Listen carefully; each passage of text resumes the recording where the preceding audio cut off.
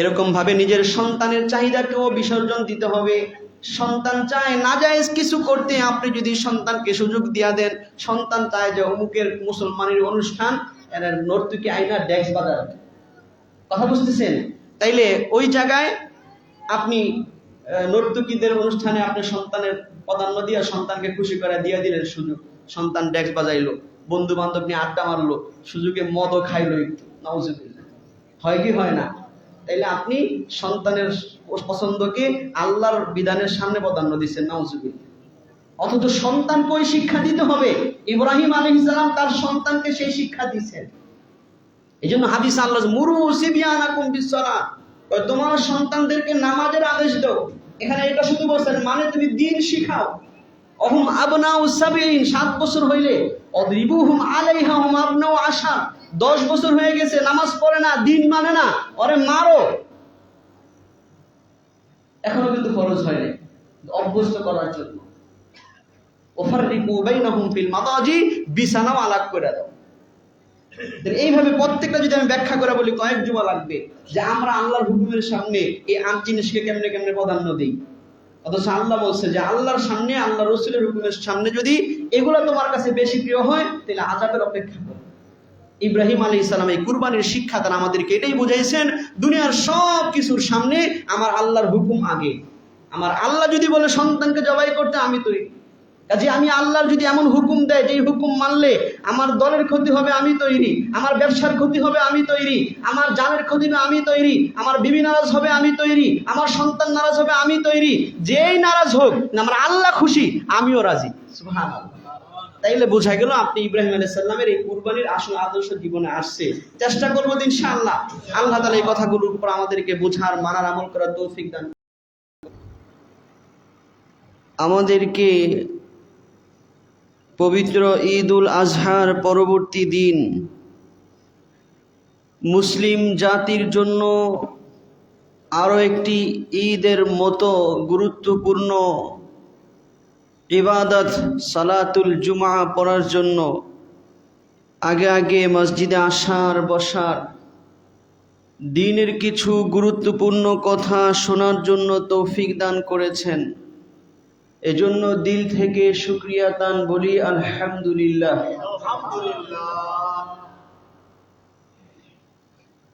প্রতি বছর আল্লাহ পাক আমাদেরকে ঈদ উল আজহা এর মাধ্যমে, কুরবানির বিধানের মাধ্যমে আমাদেরকে হযরত ইব্রাহিম আলাইহিস সালামের একটি আদর্শকে স্মরণ করিয়ে দিতে চান। ইব্রাহিম আলাইহিস সালামের সেই আদর্শ যদি আমরা আমাদের জীবনে বাস্তবায়ন করতে পারি, তাহলে মুমিন মুসলমান হিসেবে আমাদের জীবন সফল আসবে। আমি আল্লাহ পাকের কাছে খাঁটি মুমিন মুসলমান হতে পারব। এজন্য আল্লাহ পাক এই কুরবানির এই বিধানকে আমাদের জন্য বিধান হিসেবে দিয়েছেন। যেহেতু হাদিস থেকে জানা যায় সাহাবায়ে কেরাম আল্লাহর রাসূলকে জিজ্ঞেস করেছেন, মা হাযিহিল আযাহি ইয়া রাসূলুল্লাহ, ওগো আল্লাহর রাসূল, এই যে আমরা পশু কুরবানি করি এর হাকিকত কি, তাৎপর্য কি? আল্লাহর রাসূল জবাব দিয়েছিলেন, সুন্নাতা আবিকুম ইব্রাহিম, এই পশু কুরবানির এই আদর্শ তোমাদের ধর্মীয় পিতা, মুসলিম জাতিসত্তার পিতা ইব্রাহিম আলাইহিস সালামের আদর্শ, সুন্নত। সুবহানাল্লাহ। তাহলে ইব্রাহিম আলাইহিস সালামের সেই আদর্শকে বাস্তবায়ন করার জন্যই আল্লাহ পাক আমাদের জন্য সামর্থ্যবানদের উপরে কুরবানিকে ওয়াজিব করেছেন। মূল উদ্দেশ্য হচ্ছে মানুষ যেন এই পশু কুরবানি করার মাধ্যমে ইব্রাহিম আলাইহিস সালামের সেই কুরবানির কথা স্মরণ করে। ইব্রাহিম আলাইহিস সালাম কি কুরবানি করেছিলেন?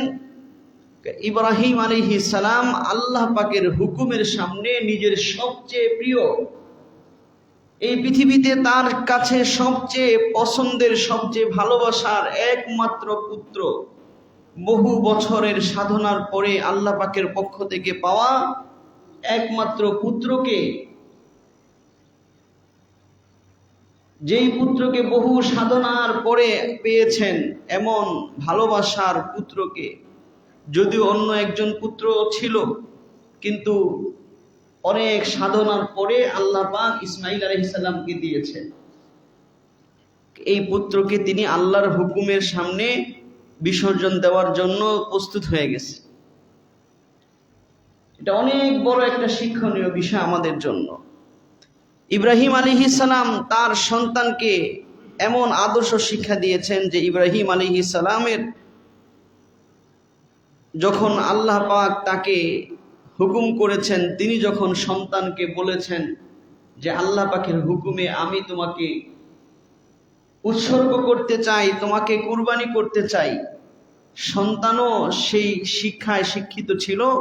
সন্তানও আল্লাহ পাকের হুকুমের সামনে নিজেকে বিলীন করে দিয়েছে। সুবহানাল্লাহ। সেই ঘটনা আল্লাহ পাক কোরআনে বলেছেন, ওয়ানাদাইনাহু আইয়া ইব্রাহিম। ইব্রাহিম আলাইহিস সালাম যখন আল্লাহ পাকের পক্ষ থেকে পরীক্ষা স্বরূপ তার কলিজার টুকরা সন্তানকে জবাই করার জন্য রাজি হয়ে গেছেন, এমনকি জবাই করার জন্য ছুরির নিচে একেবারে শুইয়ে দিয়েছেন, ওই সময় আল্লাহ পাকের পক্ষ থেকে ওহী আসছে। আল্লাহ পাক ডাক দিয়া বলতেছেন, ওয়ানাদাইনাহু আইয়া ইব্রাহিম।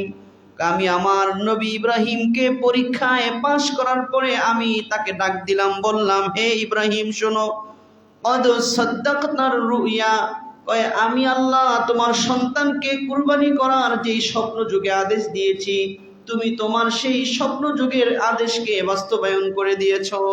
সুবহানাল্লাহ। আল্লাহ পাক জানাই দিয়েছেন যে আমার পরীক্ষায় তুমি সফল, তুমি স্বপ্ন বাস্তবায়ন করছো। ইন্না কাযালিকা নাজজিল মুহসিনিন।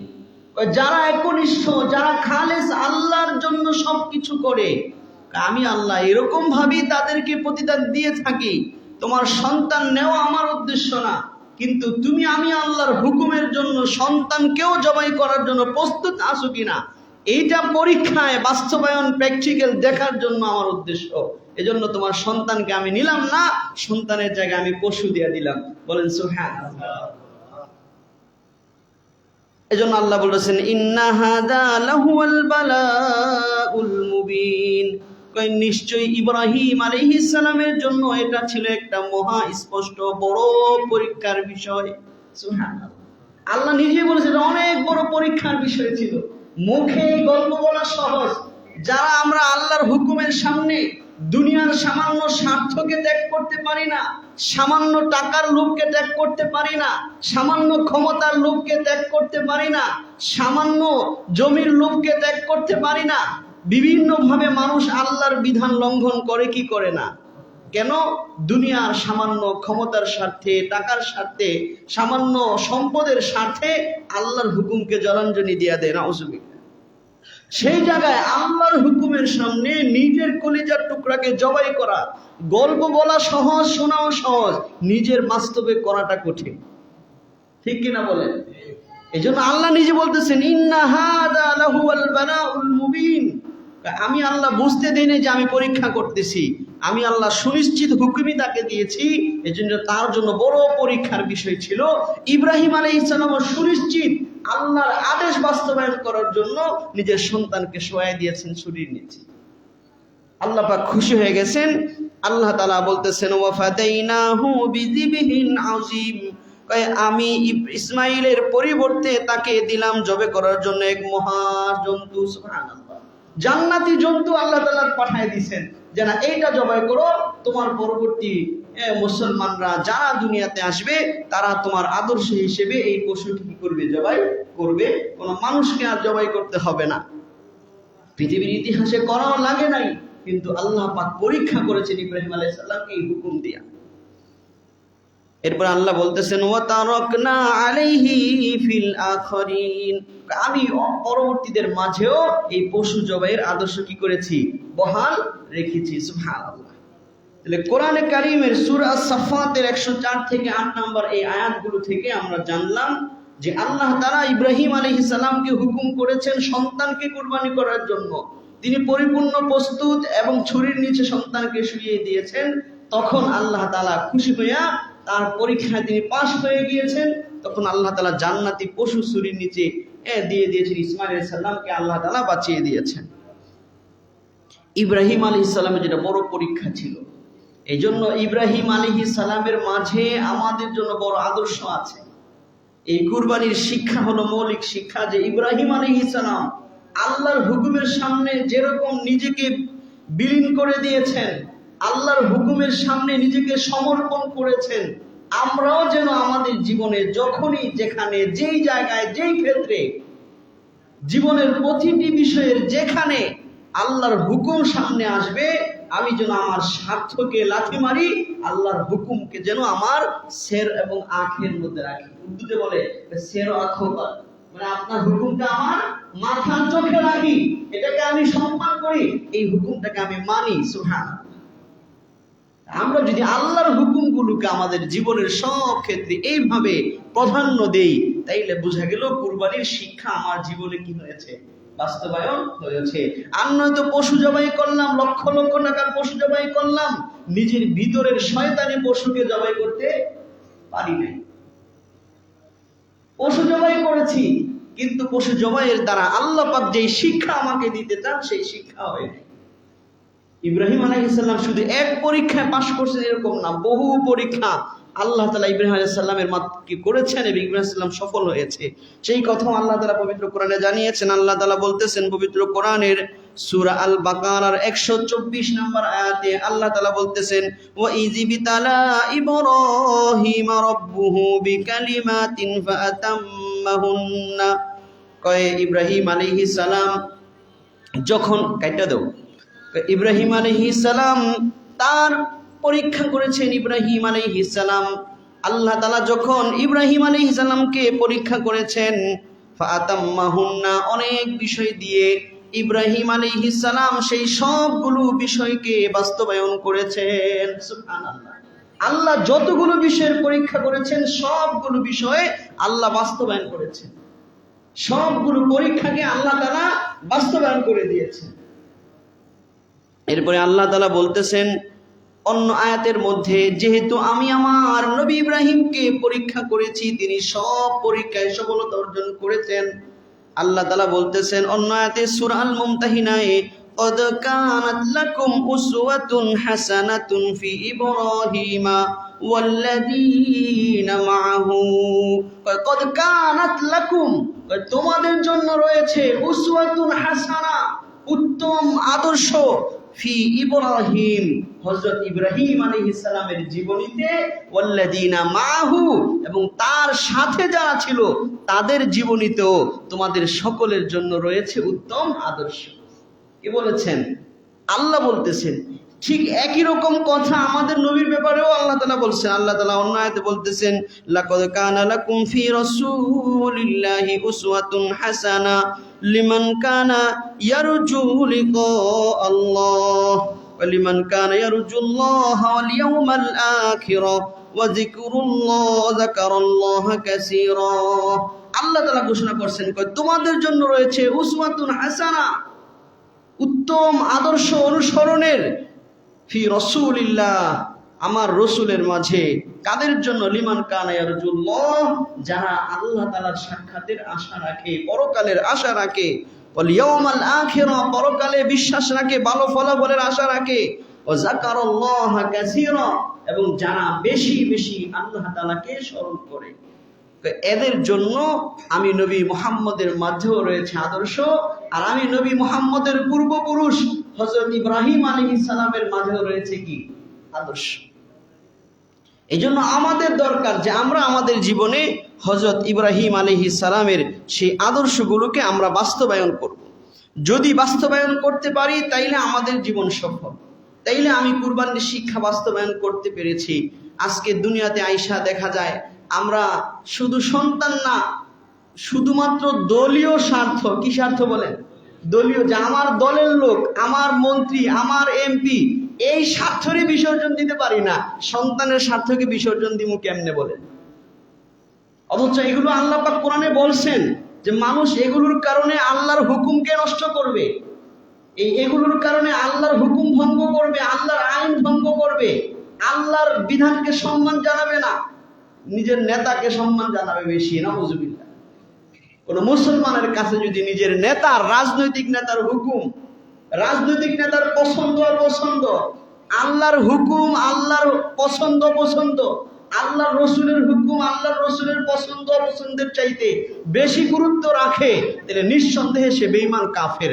বেশে মুসলমান হইল, সে বাস্তবে সে কাফের, সে বেঈমান। যদি তার কাছে তার রাজনৈতিক নেতার হুকুম আল্লাহর হুকুমের চেয়ে বেশি কি হয়, অগ্রগণ্য হয়, তার রাজনৈতিক নেতার হুকুম পছন্দ আল্লাহর পছন্দের চেয়ে অগ্রগণ্য হয়, রসুলের পছন্দের চেয়ে অগ্রগণ্য হয়, এটা আমার কথা না। আল্লাহ পাক কোরআনে গইনা 8টা বিষয়ের কথা বলছেন। কয়টা বিষয়?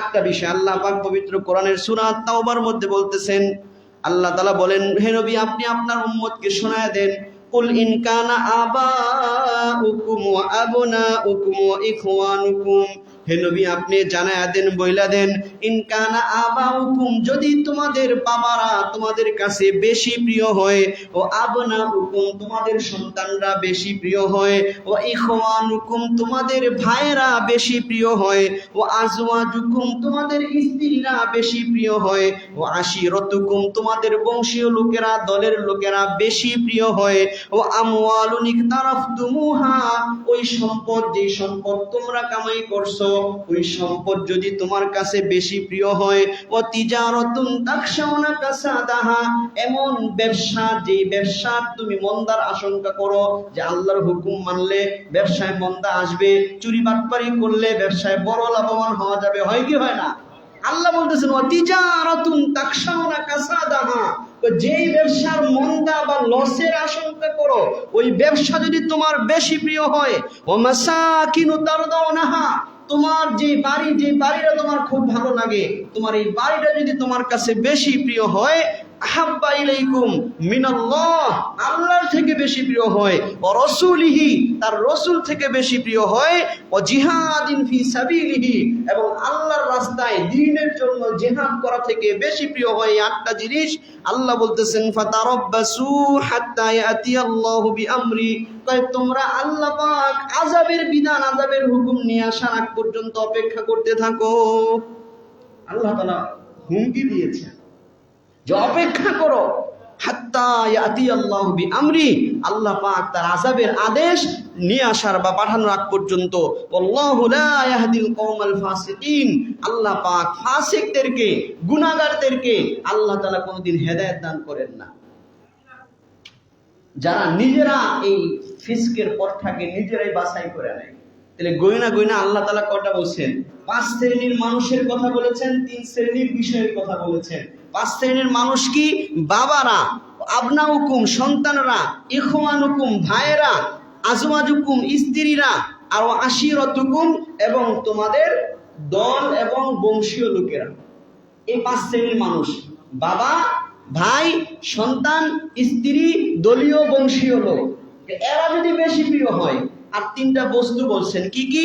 একটা হচ্ছে যেই সম্পদ আমি কামাই করছি, এই সম্পদ যদি আল্লাহর হুকুমের চেয়ে বেশি প্রিয় হয়। আল্লাহ পাক হুকুম করছেন যে তোমার অতিরিক্ত সম্পদ আছে, তোমার লাখে 2,500 কি করতে হবে? যাকাত দিতে হবে। 1 কোটিতে 2.5 লক্ষ যাকাত দিতে হবে। তো এরকম কেউ যদি 100 কোটির মালিক হয়, তার কাছে যাকাতটা অনেক বড় বোঝা। সে মনে করবো যে 100 কোটি মধ্যে 2.5 কোটি যাকাত দিয়ে দিতে হবে। 2.5 কোটি যাকাত, তার মাথার মধ্যে বহুত বড় ভাঁজ পড়বে। তখন সে আল্লাহর হুকুমের সামনে তার সম্পদকে বেশি প্রিয় বানায় ফেললো। জোরে বলেন ঠিক কিনা? এই জন্য আল্লাহ আমওয়ালুন ইকতারাফতুমুহা, তোমরা যেই সম্পদ কামাই করছো, এই সম্পদ যদি আল্লাহর হুকুমের চাইতে, আল্লাহর রাসূলের হুকুমের চাইতে বেশি প্রিয় হয়। আর 2 নাম্বার যে বিষয় বলছেন, তিজারাতুন তাখশাউনা কাসাদাহা ব্যবসা, এটা যদি বেশি প্রিয় হয়, আল্লাহর হুকুম অনুযায়ী ব্যবসা করলে লস বা কম লাভ, আর আল্লাহর হুকুম অনুযায়ী ব্যবসা করলে সীমিত লাভ। কথা বুঝে আসছে? আর আল্লাহর হুকুম ছাড়া করলে আঙ্গুল ফুলে কলা গাছ পেতে সময় লাগে না। যেটা বলেন ঠিক কিনা? এই যদি এই ব্যবসা যদি তোমার কাছে বেশি প্রিয় হয়, কার চাইতে? আল্লাহর হুকুমের চাইতে। চুরি বাটপারির ব্যবসা আপনার সমাজে আছে না নাই? তাহলে আল্লাহকে ভয় করা দরকার আছে কিনা? আগের গুলাও আপনাদের সমাজে আছে না নাই? আল্লাহর হুকুমের সামনে নিজের স্ত্রীকে প্রাধান্য দেয়, আল্লাহর হুকুমের সামনে সন্তানকে প্রাধান্য দেয়, আল্লাহর হুকুমের সামনে দলকে, গোষ্ঠীকে প্রাধান্য দেয়, আছে না নাই? আছে। তাহলে আল্লাহ তাআলা এত গুরুত্ব দিয়া বলছেন যে এগুলা যদি বেশি প্রিয় হয় আল্লাহর আযাবের অপেক্ষায় থাকো। হয়তো দুনিয়াতে আযাব আসবে, আমরা তো পরকালে তো নিশ্চিত কি আসবে। ইব্রাহিম আলাইহিস সালামের শিক্ষা হলো যে না, আল্লাহর হুকুমের সামনে আমার এগুলাকে প্রাধান্য দিতে হবে, এগুলাকে প্রাধান্য না দিয়ে আল্লাহর হুকুমকে, আল্লাহর রাসূলের আদর্শকে প্রাধান্য দিতে হবে। যদি ব্যাখ্যা করে বলা হয় তাহলে আমাদেরকে মনে রাখতে হবে আল্লাহর হুকুমের সামনে কোনো বড় থেকে বড় নেতারও কোনো হুকুম মানা যাবে না। আল্লাহর হুকুমের সামনে কোনো ধর্মীয় নেতার হুকুম মানা যাবে না। ধর্মীয় নেতাও যদি হয় তার হুকুমও আল্লাহর হুকুমের বিরুদ্ধে গিয়ে মানা যাবে না। যেহেতু হাদিসে আল্লাহ রাসূল বলেছেন লা তাআতা লিমাখলুকিন ফি মাসিয়াতিল খালিক, সৃষ্টিকর্তার অবাধ্য হইয়া কোনো মাখলুকের বাধ্য হওয়া জায়েজ নাই। কোন মাখলুকের বাধ্য হওয়া জায়েজ নাই। আমি আমার নেতার খুব বাধ্য, নেতায় যেমনকে এমনি হইব। আলা ইমাম সাহেবের গলায় যদি বন্দুক ধরা লাগে ধরবো, যেহেতু নেতায় খুশি। জোরবানা আছে না নাই? আমাদের সমাজে হক কথা বইলে বহু ইমামের চাকরি যায় কি যায় না? কেন যায়? ওই যে নেতার ভক্ত মুরিদ আছে। সমাজে পাওয়ারফুল কি নেতার ভক্ত মুরিদ আছে, নেতার গায়ে লাগে বয়ান বা নেতার দলের বিরুদ্ধে যায়। যেহেতু নেতা ইসলাম বিরোধী কাজ করে, হুজুরের নাম না নিলেও গিয়া পড়ে। কথা বুঝতেছেন? হুজুরের নাম নেয় নাই নেতা, কিন্তু হক কথাটা বলছে, যে করছে তার গায়ে গিয়া তো পড়বো নাকি? তার বক্ত মুরিদ কিছু আছে, এরায়া হুজুরের চাপ দেয়, হুজুর এই বয়ান করেন যাবো না, হুজুর ওই বয়ান করবেন না, হুজুর এইটা করেন ওইটা করেন, হুজুরে খালি এমনি করে, হুজুরে খালি ওডি কয়। এগুলো সমাজে হয় কি হয় না? শুধু আপনাদের এলাকা না, সারা বাংলাদেশ হয়, গ্রামে গঞ্জে আরো বেশি হয়। গ্রামে গঞ্জে অশিক্ষিত মানুষ বেশি, তো শহরের মানুষ তাও শিক্ষিত ভদ্র বেশি। গ্রামে গঞ্জে আরো কম, 5,000 টাকা বেতন দিয়া হুজুরের লাগে 5 লাখ টাকার পাওয়ার দেখায়, আছে না নাই? কারণ আমরা আমাদের যেহেতু সবার সাথে যোগাযোগ আছে, আমরা খবর পাই। এরকম গ্রামে আরো বেশি বেজাল। আমরা আপনার থেকে ভালো আছি আলহামদুলিল্লাহ। আপনারা ভদ্র মানুষ, আল্লাহ মানুষ, আলহামদুলিল্লাহ। যাই হোক, তাহলে এটা করতে হবে যে না, আল্লাহর হুকুমকে প্রাধান্য দিতে হবে। কি প্রাধান্য দিতে হবে বলেন? আল্লাহর হুকুমকে প্রাধান্য দিতে হবে। আল্লাহর হুকুমের সামনে যদি জিহাদের ময়দানের কোন আমিরও হয়, কিসের আমির? জিহাদের ময়দানের কোন আমির, ইসলামের পক্ষে জিহাদ করতে গেছে, ওই আমিরও যদি আল্লাহর হুকুমের বাইরে হুকুম দেয়, তার হুকুম মানলে জাহান্নামে যেতে, হাদিস থেকে জানা যায়। অথচ জিহাদে কেউকে যদি আমির বানিয়ে দেওয়া হয়, শরীয়তের মাসলা হলো প্রত্যেক অধীনস্থ তার আমিরের হুকুম মানা তার জন্য ফরজ। আল্লাহ রাসূল এরকম শিক্ষা দিয়েছেন যে আমিরকে মানতে হবে, অর্থাৎ বৈধ কাজে, বৈধ বিষয়ে। এক জিহাদের ঘোষণা, আল্লাহর ঘটনা যে আল্লাহ রাসূল একটা বাহিনী পাঠাইছেন। তো ওই বাহিনীর যে আমির সাহেব কোনো কারণে সমস্ত অন্য মুজাহিদদের উপরে রাগান্বিত হয়ে গেছে, অসন্তুষ্টি হইয়া আগুন জ্বালায় বলছেন, আল্লাহ রাসূল বলছেন আমার মানতে। তো সবাই কিছু আপনারা মানতে কইছে, তাইলে এই আগুনে জাপ দিয়া পড়ো, সব মইরা যাও, আগুনে জাপ দিয়া। কি করে? রাগ করে সবাই আগুনে জাপ দিয়া পড়ো। কিছু সাহাবী জাপ দেওয়ার নিয়ত করছে, আল্লাহ রাসূল কইছে ওনারা মানবা, ওনারা তোমার আমি বানাই দিলাম। আবার কিছু সাহাবী সঠিকটা বলছে যে না, অন্যায় কাজে ওনার হুকুম মানতে বলে নাই, বৈধ কাজে ওনার হুকুম মানতে বলছে। কিন্তু এই আগুনে লাফ দিয়া মরা তো আত্মহত্যা করা। হ্যাঁ, উনি যদি বলতো যে আমি বললাম যাও হামলা করো কাফেরদের উপরে, তাইলে ঝাঁপায়া করতাম, যা হয় তা হবে, ওইটা বৈধ ছিল। উনি আগুন জ্বালাবে গেছে কি করতে? আগুনে লাফ দিতে। কিন্তু আগুনে লাফ দিলে আত্মহত্যা হবে, এটা তো শরীয়তে নিষেধ না জায়েজ। তো এই ক্ষেত্রে ওই আমিরের হুকুমও মানা যাবে। আল্লাহর হুকুমকে, শরীয়তের মাসলাকে আগে রাখতে হবে। তো সাহাবীরা এইটা হইনা করে নাই। যখন ঘটনা এসে আল্লাহ রাসূলকে এসে শোনাইছে, আল্লাহ রাসূল বলছেন লাউ দাখালুহা, যদি নাকি এই আমিরের জিহাদের, এই সেনাপতির জিহাদের, এই যে আমির ছিল জিহাদের, যে সেনাপতি ছিল, তার এই অন্যায় আদেশকে মাইনা যদি নাকি তোমরা ওই আগুনে ঢুইকা যাইতা, আল্লাহ রাসূল বলেন লাউ দাখালুহা মা খরাজু মিনহা ইলা ইয়াউমিল কিয়ামা, কিয়ামত পর্যন্ত আগুন থেকে আর বের হইতে পারতা না। এই আগুনে জাপ দিলা মানে জাহান্নামের আগুনে জাপ দিতা। কারণ যেহেতু শরীয়তে না যায়, তোমার জিহাদের নেতাও যদি কয় মানা যাবে না। রাজনৈতিক নেতা যদি শরীয়তের না যায় হুকুম দেয়, মানা যাবে। জিহাদের, ইসলামের পক্ষে জিহাদের নেতাও যদি কি করে অন্যায় আদেশ করে তার হুকুম মানলে আল্লাহ রাসূল বলছেন যদি ডুবতো তাহলে জাহান্নাম থেকে আর বেরোতে পারতো না। এই দুনিয়ার আগুনে ঢুকলো মানে জাহান্নামের আগুনে ঢুকলো। এরপর আল্লাহ রাসূল বলছেন আত-তাআতু ফিল মা'রুফ। আমার সাহাবীরা শোনো, তোমার যেই নেতা হোক, চাই সে ধর্মীয় কোনো শ্রেণীর নেতা হোক, যেই নেতার অনুসরণ করা ওয়াজিব ন্যায় কাজে ন্যায় বিষয়ে, সেও যদি হয় তার অনুসরণ হচ্ছে ফিল মা'রুফ, ন্যায় সঙ্গত কাজে, ন্যায় কাজে, অন্যায় কাজে তার অনুসরণ কি নেই, জায়েজ নেই। আমি জিহাদের ঘটনাটা এজন্য আনলাম, জিহাদের ময়দানে নেতা বানাই দিছে আল্লাহ রসুল, ওই নেতাও যদি অন্যায় আদেশ দেয়, জুলুমের আদেশ দেয়, নাজায়েজ আদেশ দেয়, তার হুকুম মানলেও বলছে তোমার ঠিকানা জাহান্নাম। দুনিয়ার রাজনৈতিক নেতার হুকুম মানতে গিয়ে যদি আমি আল্লাহর হুকুম লঙ্ঘন করি, তাহলে আমি কি কুরবানি করছি? আমার নফসটাকে কি কুরবানি করতে পারছি? বলেন, আমার স্বার্থটাকে কি কুরবানি করতে পারছি? পারি না। আমার সাথে সারা দিন আমার স্বার্থ কি কুরবানি হইল না? তাহলে আমি কি কুরবানি করলাম? কুরবানির শিক্ষা আমার জীবনে কি বাস্তবায়ন হলো? এই জন্য মনে রাখবেন, এই বিষয়গুলো আমরা খেয়াল রাখবো যে আল্লাহর হুকুমের সামনে কোনো মানুষের অনুসরণ করা যাবে না। ঠিক তদ্রুপ নিজের স্ত্রী সন্তানদের ক্ষেত্রে ইব্রাহিম আলাইহিস সালাম নিজের সন্তানকে উৎসর্গ করছেন। আমরা স্ত্রীর পছন্দকে উৎসর্গ করতে পারি না। স্ত্রীর এমন কিছু পছন্দ যেটা আল্লাহর হুকুম বিরোধী। স্ত্রী চায় বেপরদায় থাকতে, স্ত্রী চায় কি থাকতে? বেপরদায় থাকতে। আমি স্ত্রীর পর্দায় রাখতে পারি না। স্ত্রী যদি বেপরদায় থাকতে চায়, আমি তার সুযোগ করে দিলাম। স্ত্রী চায় ঘরে সারাদিন টিভি সিনেমা নিয়ে বসে থাকবো, আমি ব্যবস্থা করে দিলাম। তাইলে আমি আল্লাহর হুকুমের সামনে স্ত্রীর ভালো চাওয়াটাকে কি করলাম? প্রাধান্য দিলাম। তাহলে আমি আমার শয়তানি নফসকে এখনো কি করতে পারি না? কুরবানি দিতে পারি না। এই জন্য আল্লাহ তাআলা কোরআনে বিশেষভাবে স্ত্রী সন্তান এদেরকে বলছেন যে এরা তোমার জন্য বড় পরীক্ষার বিষয়। ইব্রাহিম আলাইহিস সালামকে আল্লাহ তাআলা ইসমাঈল আলাইহিস সালামকে দিয়ে পরীক্ষা করছেন, আমাদেরকেও আল্লাহ পরীক্ষা করতেছেন। আপনার যার স্ত্রী আছে আপনি পরীক্ষার হলে আছেন, আল্লাহ আপনাকে পরীক্ষা করতেছেন। যার সন্তান আছে আপনি পরীক্ষার হলে আছেন, আল্লাহ আপনাকে পরীক্ষা করতেছে। আল্লাহ নিজে কোরআনে ঘোষণা করছেন, আল্লাহ তাআলা বলতেছেন যে তোমাদের স্ত্রী সন্তান তোমাদের জন্য হচ্ছে পরীক্ষা স্বরূপ। আল্লাহ তাআলা বলছেন যে তোমাদের স্ত্রী সন্তান তোমাদের জন্য কি স্বরূপ? পরীক্ষা স্বরূপ। কাজে স্ত্রী সন্তান যদি আমাদের নাজায়েজ কাজের দিকে ডাকে বা স্ত্রী সন্তান নাজায়েজ কাজ করতে চায়, তাহলে তাদের হুকুমকে কি করা যাবে না? মানা যাবে না। তাদের হুকুমকে মানা যাবে না। আল্লাহ তাআলা কোরআনে বলতেছেন ইলামু ইন্নামা আমওয়ালুকুম ওয়া আওলাদুকুম ফিতনা, জাইনা রাখো তোমাদের সম্পদ তোমাদের জন্য পরীক্ষা স্বরূপ, ও আওলাদুকুম তোমাদের সন্তান সন্ততিও তোমাদের জন্য পরীক্ষা স্বরূপ, ও আন্নাল্লাহা ইনদাহু আজরুন আযীম। যদি তুমি পরীক্ষায় পাশ হয়ে যাও, তাহলে আল্লাহর সামনে আল্লাহর কাছে তোমার জন্য রয়েছে মহা বড় প্রতিদান। সুবহানাল্লাহ। স্ত্রী সন্তানের পরীক্ষা যদি পাশ হয়ে যায়, স্ত্রী সন্তান দিয়ে আল্লাহকে খুশি করাইতে পারি, তাইলে আমি আল্লাহর পরীক্ষায় পাশ হয়ে গেলাম, এর বদলা আল্লাহ তাআলার কাছে আজরুন আযীম, মহা বিনিময়, মহা প্রতিদান আল্লাহ তাআলার কাছে রয়েছে।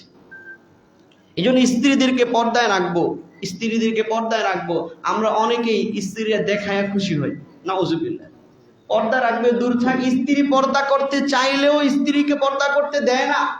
বহু স্বামী এরকম আছে, স্ত্রী পর্দাশীল, এখন পরিবারের যৌথ ফ্যামিলিতে আইসা জোর করে তার পর্দা না করায়া দেবরের সামনে ভাসুরের সামনে যাইতে হবে, আত্মীয় স্বজন আসলে তাদেরকে আপ্যায়ন করতে হবে তাদের সামনে গিয়া। এইরকম রেওয়াজ আমাদের সমাজে পরিবারগুলোতে আছে না নাই? নিঃসন্দেহে যদি কোনো পুত্রবধূ চায় সে পর্দা করবে, কিন্তু আপনি শ্বশুর বাড়ির কর্তৃত্বের মাধ্যমে তার পর্দা থেকে তাকে বাধাগ্রস্ত করলেন, নিঃসন্দেহে নিজের উপরও জুলুম করছেন, ওই মেয়ের উপরও জুলুম করছেন। অথচ দরকার ছিল আপনি নিজে তাকে পর্দায় উদ্বুদ্ধ করা। সে যদি তার বাপের বাড়িতে বেপরদা ছিল, এখন আপনার ঘরের পুত্রবধূ হয়ে আসছে, আপনি তাকে পর্দার পরিবেশ তৈরি করে দেন, তাকে পর্দা করা শিখান। এটা আপনার উপরে আল্লাহর হুকুম। এই পরীক্ষার মধ্যে আপনি আছেন। আপনি যদি আপনার বিবিকে, আপনার পরিবারের মেয়েদেরকে পর্দায় না রাখেন, বোঝা গেল আপনি আল্লাহর পরীক্ষায় কি ফেল হয়ে যেতেছেন। আল্লাহর কাছে আপনাকে জবাবদিহি করতে হবে। হাদিসের মধ্যে এটা আসছে যে কেউ যদি নিজের অধীনস্থ মহিলাদের সাথে অন্য পুরুষরা মিশবে, সাক্ষাৎ করবে, এটাকে চায়, এটাকে সে আরো পছন্দ করে, নতুন বিবাহ কইরা বরে ঘুরা ঘুরা বন্ধুদেরকে দেখায়, বন্ধুদেরকে দাওয়াত দিয়া বন্ধুদেরকে আপ্যায়ন করে স্ত্রীর মাধ্যমে, অর্থ নাই কোনো বাস উদ্দেশ্যই দেখানো যে আমি কত সুন্দর একটা বিয়া করছি, দেহ খাঁটি বাংলায় কইলাম আর এটা বড় উদ্দেশ্য হয়। এরকম যদি হয় তাকে হাদিসের ভাষায় বলা হয়েছে সে হচ্ছে দাইয়ুস। সে কি বলেন? দাইয়ুস। হাদিসের মধ্যে আল্লাহ রাসূল বলতেছেন সালাসাতুন লা ইয়াদখুলুনাল জান্নাতা আবাদা, কয় তিন শ্রেণীর মানুষ কোনোদিন জান্নাতে যাইতে পারবে না। কি বলছে? তিন শ্রেণীর মানুষ কোনোদিন জান্নাতে যেতে পারবে না, এইভাবে বলছেন আল্লাহ রাসূল। কয় সালাসাতুন লা ইয়াদখুলুনাল জান্নাতা আবাদা, কয় তিন শ্রেণীর মানুষ কোনোদিন জান্নাতে যাইতে পারবে না।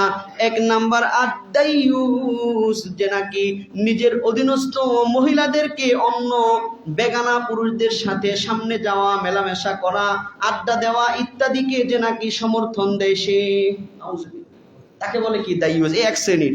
দুই নাম্বার ওয়ার-রাজুলাতু মিনান নিসা, যেই মহিলারা মহিলা হইয়া পুরুষদের বেশভূষা, পুরুষদের সবকিছু কি করে গ্রহণ করে। আছে না না এরকম? যে আল্লাহ তাআলা তারে বানাইছে মহিলা, সে সমান অধিকারের নাম দিয়া পুরুষ হইতে চায়।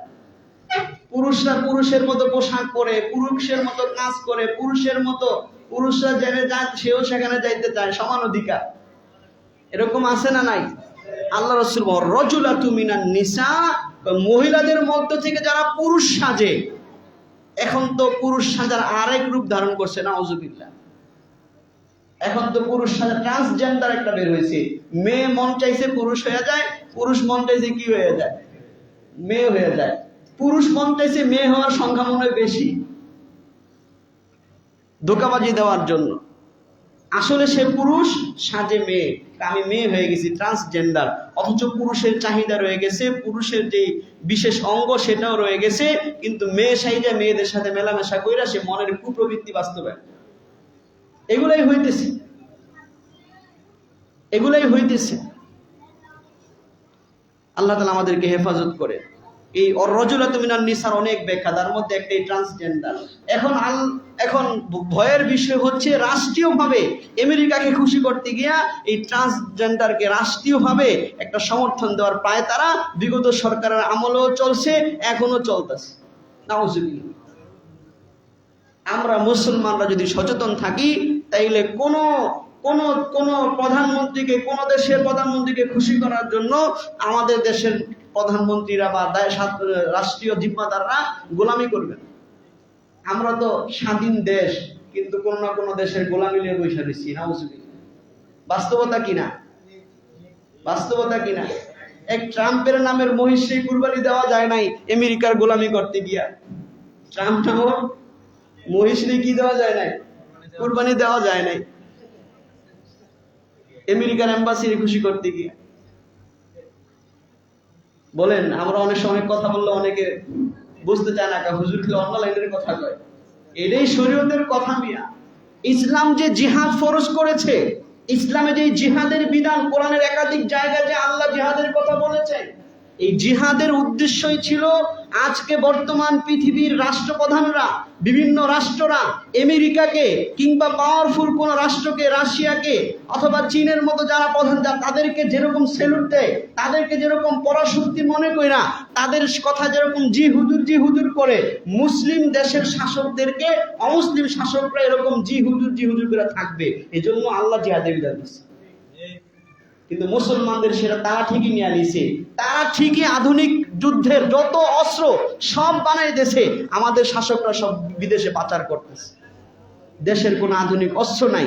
অস্ত্র নাই যে আপনি তার পায়ে ধরতেই হবে। যদি বলে যে একটা মিসাইল মারবো, যেটা ইরানে মারছি এটা বাংলাদেশে পাঠাই দিব, পায়ে ধরা ছাড়া তো আপনার উপায় আছে? তাহলে আপনি তো গোলামির জিন্দিগি যাপন করতেছেন। আমরা সবাই গোলামির জিন্দিগি যাপন করতেছি। কার? অথচ ইসলামের জিহাদের বিধান এর জন্যই আসছে। যারা আল্লাহকে মানে না, আল্লাহর এই পৃথিবীতে তারা গোলাম হয়ে থাকবে, তারা মুসলমানদের রাষ্ট্রপ্রধানের নাম শুনলে কাঁপবে, যেটা হযরত ওমরের সময় হয়েছিল। পরনে তালিযুক্ত জামা, কিন্তু তার নাম শুনলে পারস্যের বাদশা পর্যন্ত কাঁপত। যে অর্ধজাহানের বাদশা ওমরের সাথে আমার কথা হবে, সে ভয়ে কাঁপত। রাষ্ট্রীয় দূত হয়ে যদি কথা বলতে আসতো, যদি মুসলমানরা ওই দিকে ফোকাস করতো রাষ্ট্রীয়ভাবে, যে না আমাদের সামরিক শক্তি বাড়াতে হবে, তাইলে আজকে মুসলিম দেশের রাষ্ট্রপ্রধানরা সৌদি আরব সহ কেউ আমেরিকার গোলামি করতো না। জোরে বলেন ঠিক কিনা? আমেরিকার গোলামি করা লাগছে কেন? এই আমেরিকার গোলামি কইরা এখন ট্রান্সজেন্ডারকে বৈধ দিতে চায়, নাউজুবিল্লাহ।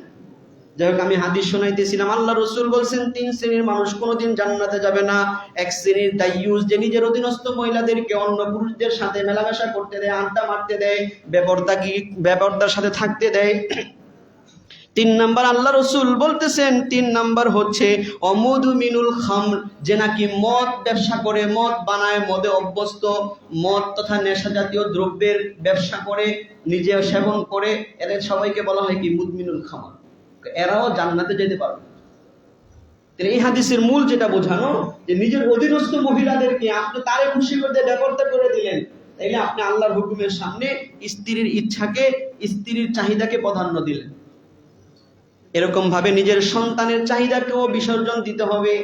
সন্তান চায় নাজায়েজ কিছু করতে, আপনি যদি সন্তানকে সুযোগ দিয়া দেন, সন্তান চায় যে অমুকের মুসলমানের অনুষ্ঠান, এর নর্তকী আইনা ডেক্স বাজার, কথা বুঝতেছেন? তাইলে ওই জায়গায় আপনি নর্তকীদের অনুষ্ঠানে আপনি সন্তানের প্রাধান্য দিয়ে সন্তানকে খুশি করে দিয়ে দিলেন সুযোগ, সন্তান ডেক্স বাজাইলো, বন্ধু বান্ধব নিয়ে আড্ডা মারলো, সুযোগে মদও খাইলো একটু, নাউজুবিল্লাহ। হয় কি হয় না? তাইলে আপনি সন্তানের পছন্দকে আল্লাহর বিধানের সামনে প্রাধান্য দিচ্ছেন, নাউজুবিল্লাহ। অথচ সন্তানকে ওই শিক্ষা দিতে হবে। ইব্রাহিম আলাইহিস সালাম তার সন্তানকে সেই শিক্ষা দিচ্ছেন। এই জন্য হাদিস আল্লাহ মুরু সিবিয়ানাকুম বিসসালাত, তোমার সন্তানদেরকে নামাজের আদেশ দাও। এখানে এটা শুধু বলছেন, মানে তুমি দিন শিখাও। অহুম আবনাউ সাবিন, 7 বছর হইলে, অদ্রিবুহুম আলাইহা হুম আবনাউ 10, 10 বছর হয়ে গেছে নামাজ পড়ে না, দিন মানে না, ওরে মারো। এখনো কিন্তু ফরজ হয়নি, অভ্যস্ত করার জন্য। ওয়াফাররিকু বাইনাহুম ফিল মাদাজি, বিছানাও আলাদা করে দাও। এইভাবে প্রত্যেকটা যদি আমি ব্যাখ্যা করে বলি, কয়েক যুবা লাগবে যে আমরা আল্লাহর হুকুমের সামনে এই 8 জিনিসকে কেমনে কেমনে প্রাধান্য দিই। অথচ আল্লাহ বলছে যে আল্লাহর সামনে, আল্লাহ রাসূলের হুকুমের সামনে যদি এগুলো তোমার কাছে বেশি প্রিয় হয়, তাহলে আযাবের অপেক্ষা করো। ইব্রাহিম আলাইহিস সালাম এই কুরবানির শিক্ষা তারা আমাদেরকে এটাই বুঝাইছেন, দুনিয়ার সব কিছুর সামনে আমার আল্লাহর হুকুম আগে। আমার আল্লাহ যদি বলে সন্তানকে জবাই করতে, আমি তৈরি। কাজে আমি আল্লাহর যদি এমন হুকুম দেয়, যে হুকুম মানলে আমার দলের ক্ষতি হবে, আমি তৈরি। আমার ব্যবসার ক্ষতি হবে, আমি তৈরি। আমার জানের ক্ষতি হবে, আমি তৈরি। আমার বিবি নারাজ হবে, আমি তৈরি। আমার সন্তান নারাজ হবে, আমি তৈরি। যেই নারাজ হোক, আমার আল্লাহ খুশি, আমিও রাজি। সুবহানাল্লাহ। তাইলে বোঝা গেল আপনি ইব্রাহিম আলাইহিস সালামের এই কুরবানির আসল আদর্শ জীবনে আসছে। চেষ্টা করবো ইনশাআল্লাহ, আল্লাহ তাআলা এই কথাগুলোর উপর আমাদেরকে বোঝার, মানার, আমল করার তৌফিক দান।